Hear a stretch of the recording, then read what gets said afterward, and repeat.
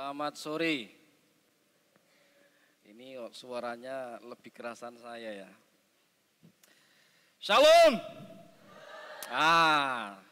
Lebih lagi. Shalom. Berikan kemuliaan untuk nama Tuhan. Kita bersyukur bahwa sore hari ini, sore yang indah, kita dapat beribadah dan percaya dan yakinlah setiap kita yang meresponi ibadah tidak akan pernah sia-sia. Sehingga selepas ibadah pada sore hari ini, Bapak Ibu Saudara kira senantiasa diberkati oleh Tuhan.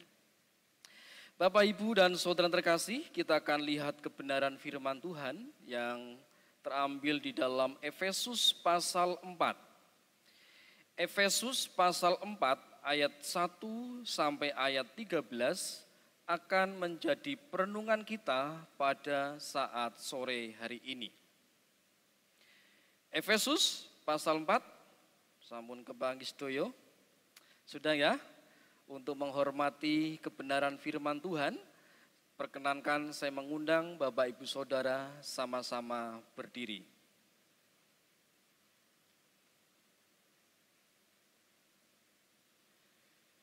Efesus pasal 4 mulai ayat pertama, demikian kebenaran firman Tuhan.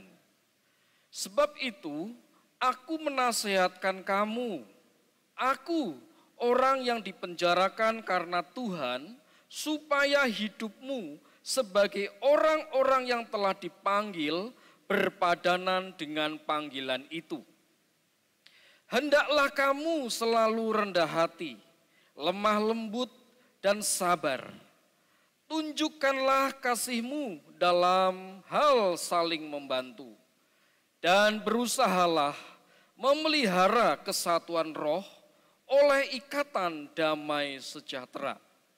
Satu tubuh dan satu roh, sebagaimana kamu telah dipanggil kepada satu pengharapan yang terkandung dalam panggilanmu. Satu Tuhan, satu iman, satu baptisan, satu Allah dan Bapa dari semua, Allah yang di atas semua dan oleh semua dan di dalam semua. Tetapi kepada kita masing-masing telah dianugerahkan kasih karunia menurut ukuran pemberian Kristus. Itulah sebabnya kata Nas, tak kala ia naik ke tempat tinggi, ia membawa tawanan-tawanan, ia memberikan pemberian-pemberian kepada manusia. Bukankah ia telah naik? Berarti bahwa ia juga telah turun ke bagian bumi yang paling bawah. Ia yang telah turun, ia juga yang telah naik, jauh lebih tinggi daripada semua langit untuk memenuhkan segala sesuatu. Dan ialah yang memberikan, baik rasul-rasul maupun nabi-nabi, baik pemberita-pemberita Injil maupun gembala-gembala dan pengajar-pengajar, untuk memperlengkapi orang-orang kudus bagi pekerjaan pelayanan, bagi pembangunan tubuh Kristus, sampai kita semua telah mencapai kesatuan iman dan pengetahuan yang benar tentang anak Allah, kedewasaan penuh dan tingkat pertumbuhan yang sesuai dengan kepenuhan Kristus. Mari kita berdoa sekali lagi. Allah Roh Kudus, berikan kami pemahaman serta pengertian sehingga kami dapat memahami kebenaran firman-Mu. Dalam nama Tuhan Yesus Kristus kami bersyukur dan berdoa. Haleluya. Amin. Silakan duduk kembali. Bapak, Ibu, dan saudara-saudara terkasih, sore hari ini saya bawa mainan. Kira-kira apa ini namanya? Tulisannya puzzle. Bahasanya puzzle gitu ya. Nah, mainan ini adalah sangat bagus untuk melatih otak. Karena apa? Karena bagian-bagian puzzle ini memiliki bentuk, warna, ukuran yang berbeda-beda. Dan apabila disatukan, itu akan membentuk gambar yang indah tentunya. Kalau ini saya satukan akan membentuk gambar kuda poni. Kuda yang ada mancungnya gitu ya. Karena ini mainan anak saya bawa gitu. Lalu saya coba susun. Ketika saya coba susun, saya baru dapat 3. Kenapa baru dapat 3? Ternyata sulit untuk menyusunnya. Jadi di sini banyak sekali nih macam-macamnya, ada bentuk bengkok, ada bentuk bulat, ada bentuk apa. Kalau saya susun susah ini, gitu ya. Tetapi saya mencoba menyusunnya, baru tersusun 3. Nah, Bapak, Ibu, dan saudara terkasih, apabila tidak tersusun dengan baik, maka yang tadinya aslinya gambar kuda poni, bukan kuda poni lagi. Yang seharusnya di pojok ditaruh di tengah. Yang seharusnya di tengah ditaruh di pojok atau di pinggir. Mungkin bukan kuda poni, bisa jadi babi poni. Karena tidak beraturan begitu ya. Apalagi kalau sudah hilang. Hilang satu akan bingung. Karena apabila mungkin yang hilang itu leher, yang hilang itu kaki, maka tidak genap jumlah kakinya dan juga terputus bagian anggota tubuhnya. Tapi yang jelas bahwa pasal ini kalau kita susun dengan baik, dengan sempurna, akan nampak menjadi indah walaupun ukuran, walaupun bentuk, walaupun warna berbeda. Seperti halnya pasal gereja Tuhan juga demikian. Yang di dalamnya memiliki banyak sekali perbedaan-perbedaan. Dalam konteks Efesus pasal 4 ini kita dapat melihat yang terjadi dalam kehidupan jemaat di Efesus. Di sana banyak terjadi perbedaan-perbedaan. Di antaranya perbedaan karunia.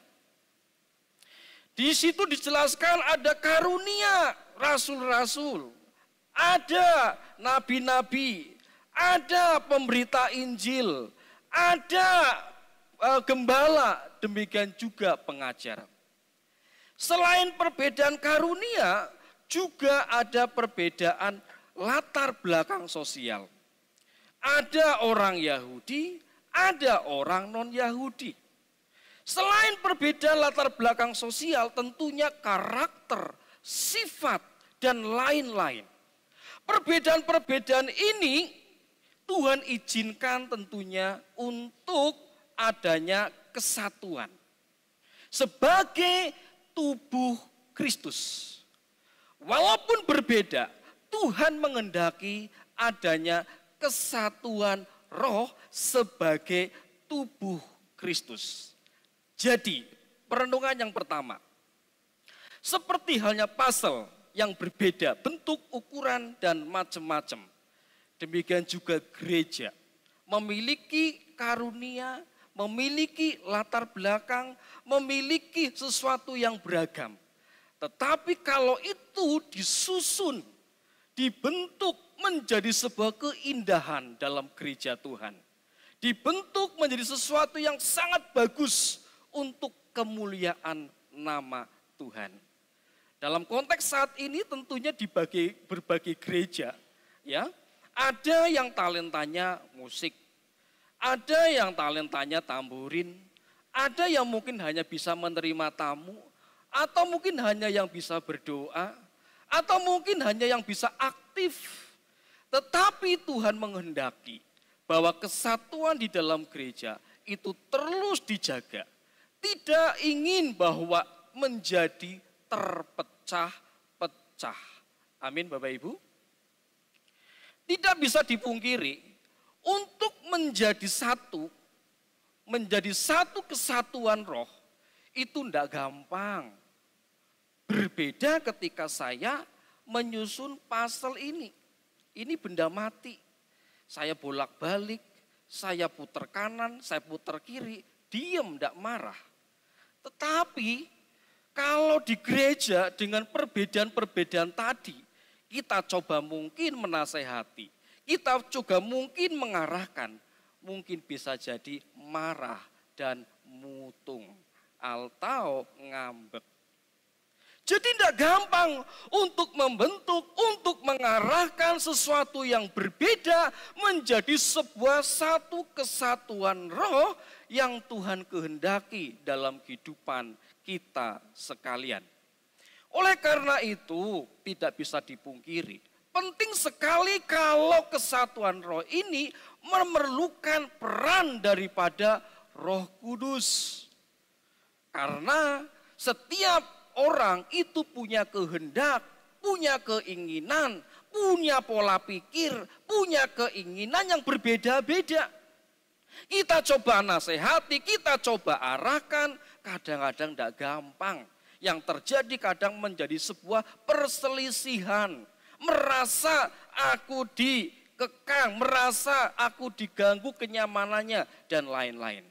Maka di sini penting sekali peran Roh Kudus membuat kehidupan yang beragam ini menjadi satu kesatuan, seperti di dalam ayat yang ketiga, di dalam terjemahan lain saya bacakan Bapak Ibu. Ya. Berusahalah sungguh-sungguh untuk hidup dengan damai, supaya kesatuan yang diciptakan oleh Roh Allah tetap terpelihara. Kesatuan yang telah diciptakan oleh Roh Allah. Tidak bisa dipungkiri untuk menyatukan sesuatu yang berbeda apalagi kita mempunyai kehendak, keinginan, perbedaan yang beragam, tentunya perlu peran Roh Kudus di dalamnya. Dan tugas kita apa sekarang? Tugas kita adalah memelihara kesatuan roh itu. Menjaga kesatuan roh itu. Ya. Dan terus dihidupi supaya kesatuan roh ini terus terjaga dan kontinu dengan baik. Maka dalam hal ini, untuk perenungan kita sekalian, tugas menjaga untuk sebuah kesatuan roh ini adalah tugas kita semuanya. Karena ini adalah bagian daripada panggilan kita. Sebagai orang percaya kita punya panggilan yang sama untuk memelihara kesatuan roh. Seperti yang terdapat di dalam ayat 1 dikatakan bahwa orang yang dipenjarakan karena Tuhan supaya hidupmu sebagai orang yang telah dipanggil berpadanan dengan panggilan itu. Bahwa kita sebagai orang-orang yang telah dipanggil harus hidup berpadanan dengan panggilan yang Tuhan telah lakukan pada kita. Kita yang dulu sebagai orang yang gelap telah dipanggil ke dalam terang. Oh, kita dulu yang bukan orang percaya menjadi orang percaya. Kita yang dulu bukan anak-anak Allah sekarang menjadi anak-anak Allah. Inilah yang menjadi sebuah pemahaman kita sekalian. Kalau kita sebagai orang percaya, tentunya kita harus bisa memahami arti penting dari sebuah kesatuan. Karena Allah telah mengasihi kita. Karena Allah telah menebus kita. Dan kita dipersatukan di dalam Kristus. Ketika kita dipersatukan di dalam Kristus, kita akan memahami bahwa pentingnya arti dari sebuah kesatuan itu. Arti pentingnya yang pertama adalah dalam Mazmur 133. Apabila saudara semua hidup bersama, kesanalah Tuhan mencurahkan berkat-berkat-Nya. Di dalam kesatuan ada berkat-berkat yang tercurah dalam kehidupan kita orang percaya. Amin. Yang kedua, di balik kesatuan di dalam Matius pasal 18, 19 ayat 20, bahwa di sana apabila sepakat Allah hadir. Ada kesehatian Allah hadir. Jadi di dalam kesatuan, di dalam kesehatian, dalam kesepakatan Allah itu hadir. Dengan pemaknaan yang penting ini bahwa ketika kesatuan Allah mencurahkan berkat-Nya, bahwa di dalam kesatuan Allah itu hadir, maka kiranya ini membuat kita menjadi semakin termotivasi Untuk apa? Memelihara kesatuan. Ketika kita tahu arti pentingnya bahwa kesatuan itu penting, dengan adanya kesatuan itu ada berkat, bahwa Allah itu hadir, maka kita mencoba untuk mengupayakan dan memeliharanya untuk tetap terjaga. Lalu pertanyaannya, bagaimana cara menjaganya? Yang mari kita bahas satu persatu. Ayat yang kedua, bagaimana cara menjaganya? Yang pertama, hendaklah kamu selalu rendah hati. Apa itu rendah hati? Rendah hati berarti tidak merasa paling tinggi, tidak merasa paling benar, atau tidak sombong. Sebagai wujud contoh daripada kehidupan rendah hati adalah mau membuka hati, mendengar sesuatu yang baru, dan belajar sesuatu yang baru. Adaptif atau adaptasi dengan baik. Sebuah pelayanan, sebuah gereja, di mana gereja ini terus berkembang dan terus maju. Jangan sampai gereja itu tidak bisa beradaptasi. Yang artinya bahwa kita harus bisa menghadirkan suasana yang nyaman bagi jemaat, bagi yang hadir, sehingga bisa menikmati di mana Allah di dalam ibadah itu bekerja dalam pribadi, setiap pribadi orang. Kerendahan hati itu juga dapat dicontohkan, orangnya tidak mudah cepat tersinggung. Apalagi kalau dalam kesatuan, ketika keliru, diingatkan, ngambek atau marah. Ya, dapat masukan, kritikan, mutung. Tidak dipuji, marah gitu ya. Sudah kerja tenanan, sudah melayani tenanan, tetapi tidak ada pengakuan, nesu. Ini yang sering terjadi, bahwa kesatuan itu bisa terpecah karena orang itu tidak bisa memiliki sikap hati yang rendah. Karena mudah tersinggung, tidak mau dikoreksi, ya, senangnya dipuji-puji, kalau enggak dipuji rasanya enggak mantap. Kemudian tidak mau belajar sesuatu yang baru. Saya yakin apabila kehidupan gereja maupun keluarga mau beradaptasi dengan kemajuan zaman dan kita tetap berpedoman dalam diri Yesus, mau belajar firman, mau belajar sesuatu yang baru, maka suatu kesatuan dalam keluarga, suatu kesatuan di dalam gereja akan terjaga dengan baik. Itu yang pertama. Ya, sebab orang yang mau merendahkan diri akan pada waktunya Tuhan akan meninggikan. Tetapi sebaliknya, orang yang senantiasa meninggikan diri akan direndahkan. Dan mari kita belajar untuk merendahkan hati kita, untuk terus diisi sesuatu yang baru, baik oleh firman Tuhan, baik oleh sesuatu yang lebih bermakna dan bermanfaat. Hidup ini adalah belajar dan terus belajar, dan kita akan menemukan hasil dari belajar yang tepat, dan pada saatnya itu akan bermanfaat bagi kita sekalian. Itu yang pertama, bagaimana cara menjaga kesatuan adalah dengan merendahkan diri atau rendah hati. Yang kedua, yaitu ayat selanjutnya dikatakan seperti ini, yaitu lemah lembut. Nah, apa itu lemah lembut? Lemah lembut adalah memiliki suatu sikap yang tenang, tidak mudah marah, tidak cepat reaktif terhadap sesuatu, berita atau situasi yang belum tentu kebenarannya. Jadi itu hoax atau berita tidak benar, langsung seperti orang kebakaran, marah. Dan apabila ini tidak hati-hati, seringkali kalau keluarga dipanas-panasi oleh tetangga atau dipanas-panasi oleh kawan, ya tentunya tidak akan memunculkan sesuatu yang baik. Karena kita bereaktif, karena bereaksi, oleh karena dipengaruhi oleh emosi. Oleh karena itu orang yang lemah lembut itu mampu mengendalikan diri dengan baik terhadap situasi maupun keadaan. Yang sebenarnya orang yang lemah lembut itu mampu untuk membalasnya, bahkan lebih kejam membalasnya. Tetapi ia tidak lakukan. Kita dapat meneladani diri Yesus bahwa Matius 11 ayat 29, belajarlah dari aku yang rendah hati dan lemah lembut. Di mana Yesus sering kali diusik. Dia sering kali dicoba untuk diganggu. Dia bisa untuk melakukan sesuatu yang luar biasa. Tetapi dia tidak lakukan.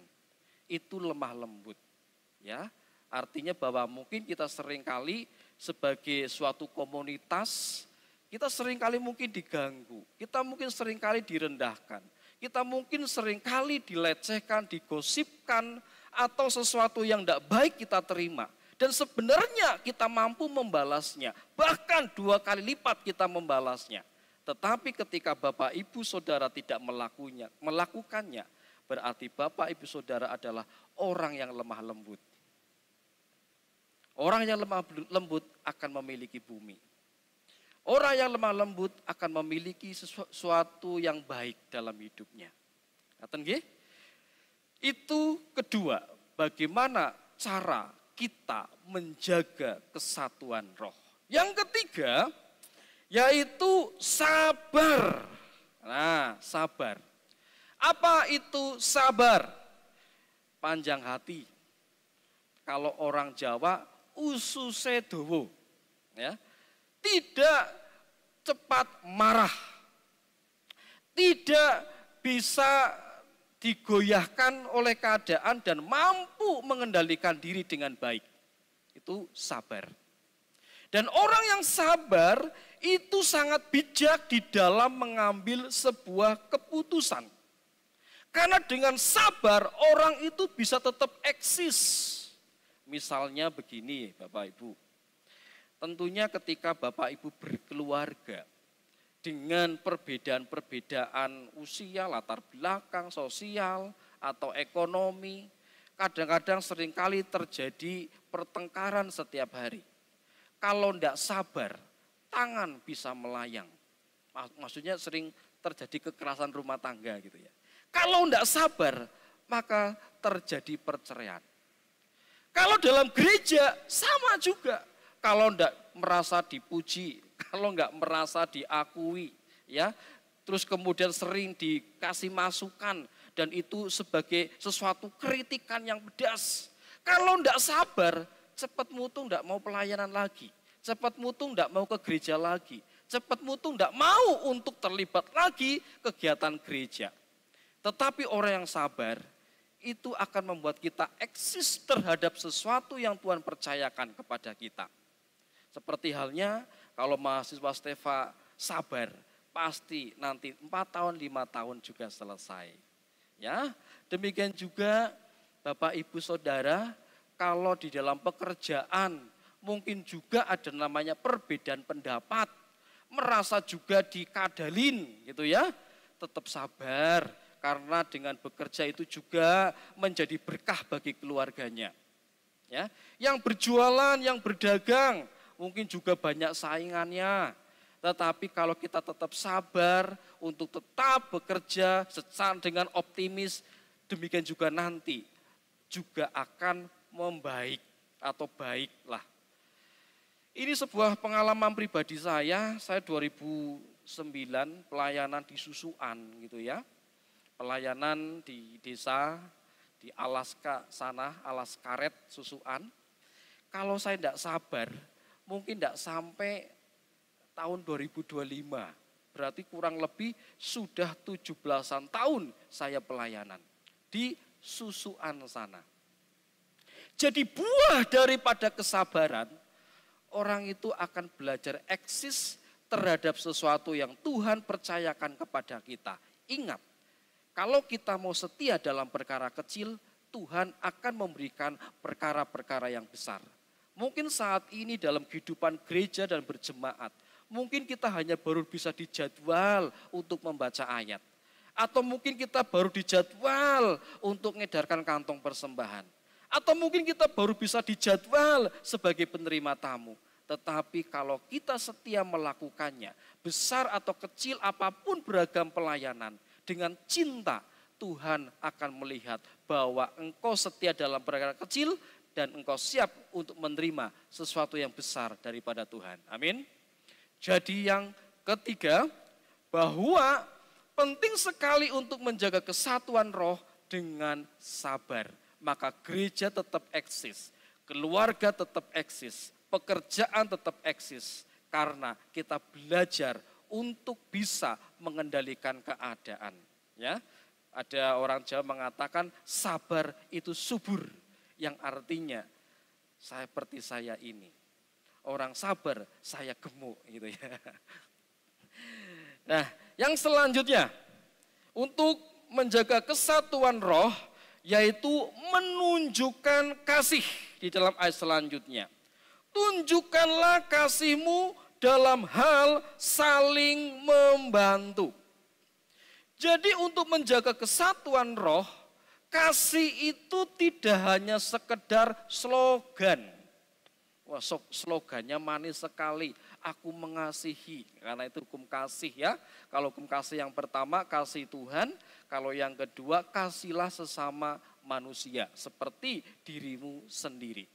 Untuk mengasihi itu bukan hanya sekedar slogan, tetapi tindakan yang nyata. Sebagai sebuah komunitas atau persekutuan di dalam gereja, apabila salah satu anggotanya yang sedih, tentunya dihibur. Kalau salah satu anggotanya ada yang terjatuh, tentunya juga ditemani dalam kejatuhannya. Seringkali kita hanya mau loyal, mau setia pada saat enak-enaknya saja. Tetapi ketika dalam keadaan tidak bisa apa-apa, seringkali orang menghindar. Apalagi ketika mungkin ditelepon, aduh dia nelpon. Ini pikirannya sudah mulai, paling jangan-jangan minta tolong, begitu ya. Ini yang seringkali terjadi dalam kehidupan kita. Bahwa kita hanya mau setia, kita hanya mau loyal ketika semua keadaannya baik-baik saja. Tetapi ketika sakit, ketika lemah, ketika tidak berdaya, itu kita tinggalkan. Itu yang namanya kasih sebagai slogan. Dan itu manis sekali. Aku mengasihi engkau, tetapi di kertas, tetapi tindakan, aduh sangat berat. Nah, Bapak, Ibu, dan Saudara yang kasih Tuhan, apabila kesatuan ini supaya tetap terjaga, baik di keluarga, baik di gereja, jadilah orang atau pribadi yang memiliki kasih yang nyata. Kadang pasangan kita ini tidak bisa mengungkapkan yang sebenarnya menjadi kesusahannya. Mungkin tidur susah, makan tidak enak gitu ya. Mau ketemu dengan pasangannya mungkin malu, atau mungkin mau kumpul-kumpul dengan tetangga juga malu dan minder dan sebagainya. Tetapi kiranya kita menunjukkan sebuah tindakan kasih untuk bisa mendampingi, menemani di kala saat tidak berdaya. Baik pasangan kita, baik keluarga kita, baik sesama pelayanan atau sesama jemaat di tempat ini. Nah, kemudian yang selanjutnya, bagaimana cara menjaga kesatuan roh? Yang kelima, ya, yaitu ayat yang ketiga. Dan berusahalah memelihara kesatuan roh oleh ikatan damai sejahtera, yaitu ikatan damai sejahtera yang merupakan tali penghubung yang menyatukan orang-orang percaya untuk hidup rukun, utuh, dan harmonis. Jadi damai sejahtera merupakan anugerah daripada Tuhan, merupakan kasih daripada Tuhan yang Tuhan berikan kepada kita karena kita telah membangun relasi yang benar dengan Tuhan.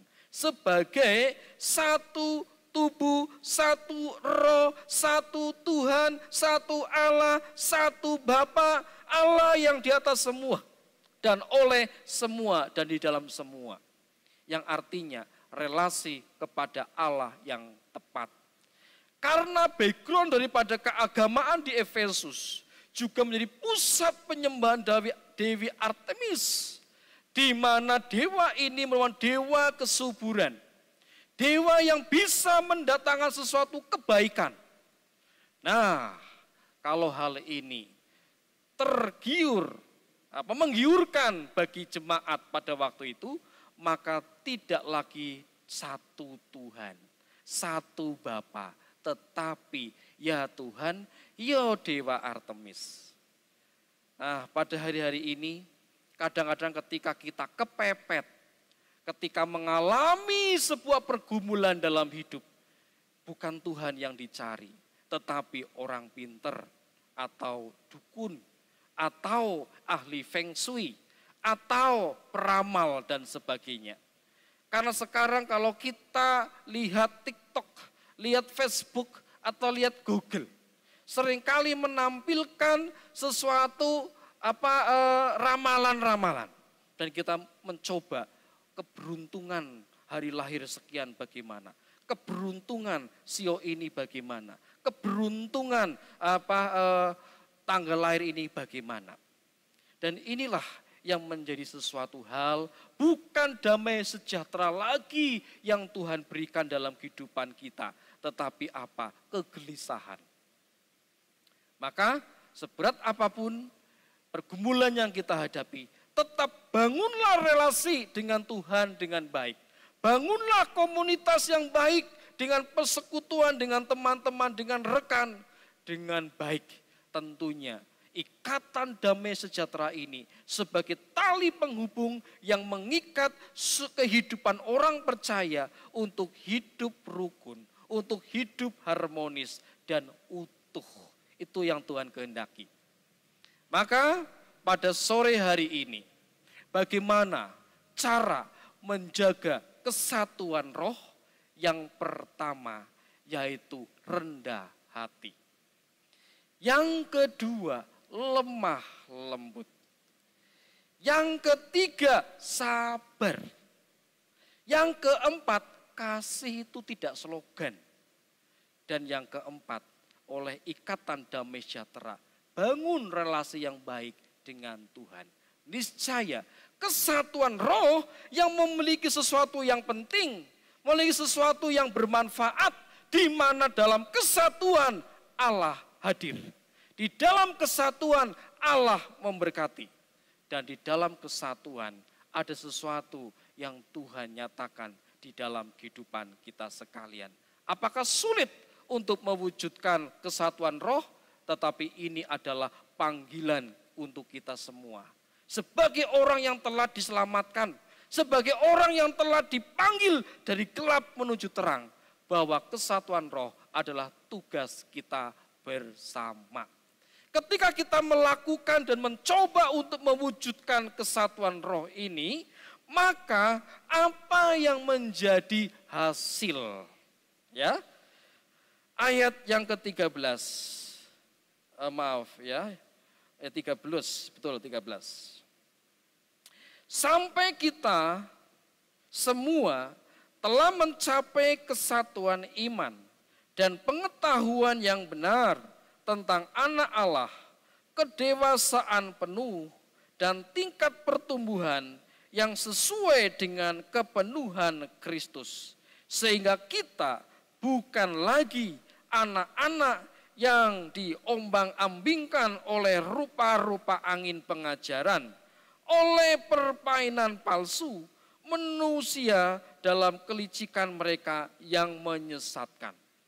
Apabila kesatuan roh itu terus terjaga, terus terpelihara, maka akan mendatangkan hasil dari semuanya itu. Yang pertama, bahwa kita ini mencapai kesatuan iman. Jadi mantap ikut Tuhan. Karena apa? kalau ada yang keliru, ada yang mengingatkan. Karena tadi ada kepedulian, ada kasih. Sehingga ketika mungkin ada orang yang melenceng, diingatkan, dinasehati. Tapi puji Tuhan bahwa di GPIA Fata Salatiga ada tim besuk. Mungkin ketika orang dibesuki, hatinya sedang lemah, tetapi tim besuk menguatkan. Nah, demikian juga mahasiswa Stefa juga punya peran yang luar biasa di pikat-pikat, ya, menjadi pendamping, menjadi teman. Ketika jemaat mungkin sedang bingung, sedang bimbang, sedang was-was, hadir untuk menguatkan. Maka luar biasa untuk mahasiswa Stefa sebagai abdi Kristus yang dipercaya untuk menumbuhkan hati jemaat. Sehingga jemaat apa? Ada kesatuan iman dengan kita yang membimbing dan kita sebagai sebuah komunitas. Itu yang pertama. Yang kedua, yaitu pengetahuan yang benar. Pengetahuan yang benar itu penting sekali karena apa? Ketika kita beribadah, ketika kita berdoa, ketika kita melayani dengan motivasi yang benar. Kalau tadi kita melayani ingin dipuji, nah sekarang tidak lagi.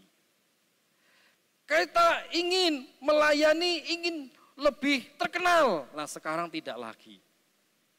Kita melayani karena ingin diperhitungkan, nah sekarang tidak lagi. Motivasi-motivasi yang benar ini akan menjadikan sesuatu yang membahagiakan ketika kita melayani. Bukan menjadi sesuatu kuk, bukan menjadi sesuatu beban. Kita melayani dengan senang. Karena mau dipuji, mau tidak, yang penting Tuhan telah mempercayakan kepada kita. Kita yang seringkali lupa bahwa pelayanan itu anugerah, kebaikan Tuhan. Siapakah kita? Kita ini adalah oleh karena kesempatan Tuhan saja yang memberikan kepada kita. Demikian juga pasangan kita itu juga anugerah. Nah kalau itu kita terima dengan baik, maka kita akan memahami pengetahuan yang benar terhadap pelayanan, terhadap komunitas, terhadap pasangan, mau apapun dengan cara pandang yang benar. Seringkali kita menikah, awal-awalnya bahagia, di tengah-tengah mulai meleret, dan di akhir-akhir ujung-ujungnya cerai. Karena cara pandang kita terhadap pasangan keliru. Karena tidak sesuai dengan ekspektasi kita. Maka pelayanan, konseling pranikah itu sangat penting. Tetapi seringkali mau nikah terburu-buru, dicepet-cepet gitu ya. Ya, seringkali kadang-kadang seperti itu. Mau dikonseling, nikah, diberikan pemahaman yang benar, pengennya cepet-cepet. Nanti ujung-ujungnya nyalah ke pendetanya. Nah, maka pemahaman yang benar terhadap pasangan, pemahaman yang benar terhadap pelayanan, pemahaman yang benar terhadap sesuatu, itu akan membawa kehidupan kita akan lebih indah. Bukan lagi merasa keterpaksaan. Hidup ini perlu bahagia Bapak Ibu. Maka maknailah segala sesuatu dengan cara pandang yang benar. Yang selanjutnya, di situ kedewasaan. Nah ini. Kedewasaan inilah yang membuat kita tidak mudah diombang-ambingkan oleh rupa-rupa angin pengajaran. Jadi kalau dalam kesatuan tadi terbentuk suatu komunitas yang semakin kuat, yang semakin solid, sama-sama bertumbuh, sama-sama berbuah, sama-sama kuat, sama-sama memerlukan satu dengan yang lain, maka kita menjadi pribadi yang dewasa, dan tidak mudah diombang-ambingkan oleh pengajaran-pengajaran yang tidak sesuai dengan Kristus.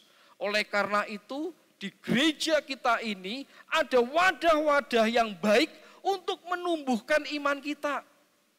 Pikat contohnya, persekutuan iman agar tumbuh, begitu ya. Dan mahasiswa Stefa itu setia melayani. Demikian juga para majelis setia juga melayani. Tetapi seringkali yang hadir tidak setia. Hujan sedikit izin, hujan sedikit tidak datang. Nah, maka bagaimana kita dapat dewasa? Sedangkan kena hujan saja sudah izin. Sedangkan mendung saja tidak berangkat. Sedangkan ada masalah sedikit saja sudah tidak mau lagi ibadah. Maka bagaimana kita menjadi dewasa? Kita tidak bisa dipenuhi dengan makanan-makanan yang manis, susu bayi. Tetapi ketika kita ada masalah baru kita tidak bisa. Jadi yang selanjutnya langsung saja yaitu selanjutnya pertumbuhan yang sesuai dengan kepenuhan Kristus. Nah ini kita tentunya Kristus yang menjadi pusat kita, tujuan kita dan menjadi pedoman dan senter dalam kehidupan kita sekalian. Itulah hasil dari sebuah kesatuan roh. Penting sekali Bapak Ibu. Maka belajarlah untuk memelihara dengan rendah hati, dengan sabar, dengan lemah lembut, dengan kasih yang nyata, demikian juga dengan ikatan damai sejahtera. Ketika ini terjadi, hasilnya kita menjadi pribadi yang memiliki kesatuan iman. Ingat, ketika iman ini terus bertumbuh, maka kita semakin cinta Tuhan. Demikian juga kita ini pengetahuan yang benar dan kedewasaan, tidak mudah diombang-ambingkan oleh pengajaran, oleh keadaan, dan pertumbuhan yang sesuai dengan kepenuhan Kristus. Jadi pada sore hari ini, Bapak, Ibu, dan saudara yang kasih Tuhan, kesatuan roh sangat penting. Dan sekarang tugas panggilan kita untuk mencoba mewujudkan dan memeliharanya. Jangan abaikan itu, karena itu adalah tugas panggilan kita bersama. Tuhan Yesus memberkati. Dan biarlah Roh Kudus memenuhi kehidupan kita dan memampukan kita mengubah cara pandang kita. Kita akan memuji Tuhan, silakan pemain musik, demikian juga pemimpin pujian bisa membantu saya untuk memuji Tuhan. Allah Roh Kudus penuhi kami. Kita butuh Tuhan untuk senantiasa memampukan kita, menguatkan kita menjadi pribadi yang cinta Tuhan.